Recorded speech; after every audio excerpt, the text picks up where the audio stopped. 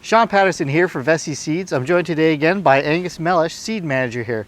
Now Angus, this is my first year starting a veggie garden, and I have to admit I really have no idea what to buy, what's going to be more difficult, and what's going to be really sort of a manageable amount of products.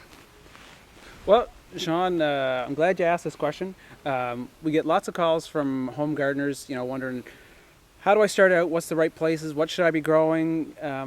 And we do have a few recommendations for new gardeners as to things that they really should be trying and some things that they should be avoiding. Okay. Yeah.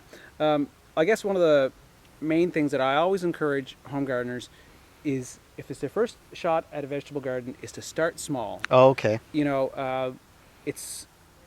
I know how great those catalogs look, and as you're flipping through, it's easy to add on things, and oh, we love this, I'd love to try that, and all of a sudden you've got a lot of stuff, and you go out and you put it in a big garden, and it's easy to be overwhelmed, especially if you're a first gardener and trying to figure out the timing of what needs to be done when. Like, I have a really big home garden, but I didn't start out that way. I started with a small one and sort of added to it every year, a little more of this, a little more of that. And it's manageable that way. So for a home gardener, I really encourage you to start small. You're better off to start with a small garden and be at the end of the summer, geez, I wish I had planted more, than to start out really big and be at the end of the summer say, I'm never going to plant another vegetable garden again. Well, that sounds great. Manageable in size. Now, I've got my small manageable garden. Now, what are some of the products that maybe I should try?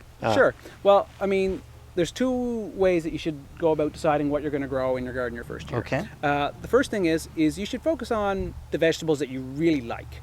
You're much more likely to be excited about, if you grow 5 or 6 vegetables of things that you really like and your family really likes, they're much more likely to pay attention to it and get the attention that it needs and be successful. So that's one thing. But then there's certain areas that are certainly some vegetables that are easier to grow than others. What I would consider the most common easy vegetables would be carrots, cucumbers, beets, lettuce is a really great one to start with, beans, super easy, Swiss chard, tomatoes. Everybody should have a couple of tomato plants in their garden. And we have a list on our website of 10 really easy vegetables to start with, so that's a good place to have a look at. Excellent. Well, as everyone knows, I'm a huge fan of lettuce and eating salads, so that's definitely going to be something that I'm going to add to my veggie garden this year. Now, just one last question, Angus. When I'm putting together my garden, what are some other considerations that I should be thinking about? Well, I really encourage you to spend a little time and make sure the soil is right in your garden.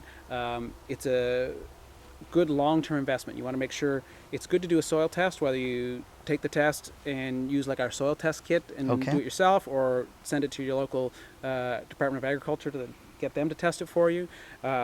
Lime the soil, make sure the pH is between 6 and 7, and add lots of organic matter. If you can, especially in the first couple of years, the investment you make in building that garden soil is really going to pay off long term. Excellent. Well, I've learned a lot today, and I think I'm ready to go with my first veggie garden ever. Thanks to Angus Mellish for joining us again. Subscribe to our YouTube channel, and see you next time.